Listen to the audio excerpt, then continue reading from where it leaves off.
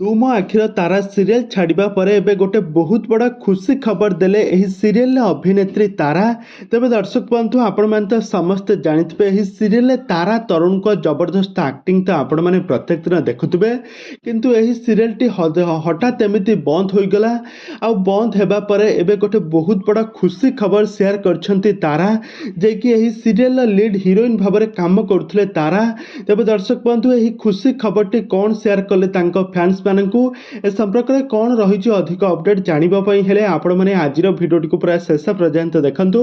ଆଉ ଏହା ପୂର୍ବରୁ ଯଦି ଆପଣମାନେ ଆମ ଚ୍ୟାନେଲକୁ ସବସ୍କ୍ରାଇବ୍ କରିନାହାନ୍ତି ତାହେଲେ ସବସ୍କ୍ରାଇବ୍ କରି ପାଖରେ ଥିବା ବେଲ୍ ଆଇକନକୁ ଦବାଇ ଦିଅନ୍ତୁ।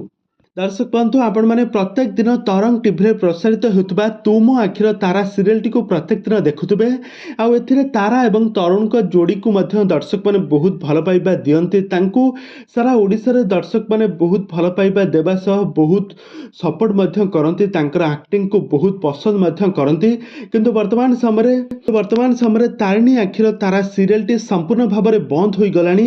ଆଉ ଏହି ସିରିଏଲ ବଦଳରେ ଗୋଟେ ନୂଆ ସିରିଏଲ ପ୍ରସାରିତ ହେବା ପାଇଁ ଯାଉଛି ବଡ଼ ବୋହୂ। ତ ଏହି ବଡ଼ ବୋହୂ ସିରିଏଲଟି ତୁ ମୋ ଆଖିର ତାରା ସିରିଏଲର ଠିକ୍ ଟାଇମ୍ ବେଳେ ତା ଟାଇମ୍ରେ ଏହି ସିରିଏଲଟି ବଡ଼ ବୋହୂ ସିରିଏଲଟି ପ୍ରସାରିତ ହେବ। ତେବେ ଦର୍ଶକ ବନ୍ଧୁ, ଏହି ବଡ଼ ବୋହୂ ସିରିଏଲରେ ଆପଣମାନେ ଜଣେ ନୂଆ ତେବେ ଦର୍ଶକ ବନ୍ଧୁ, ଆପଣମାନେ ଏହି ବଡ଼ ବୋହୂ ସିରିଏଲରେ ଲିପ୍ସା ମିଶ୍ରଙ୍କୁ ଲିଡ୍ ହିରୋଇନ୍ ଭାବରେ ଅଭିନୟ କରୁଥିବାର ଦେଖିବା ପାଇଁ ପାଇବେ।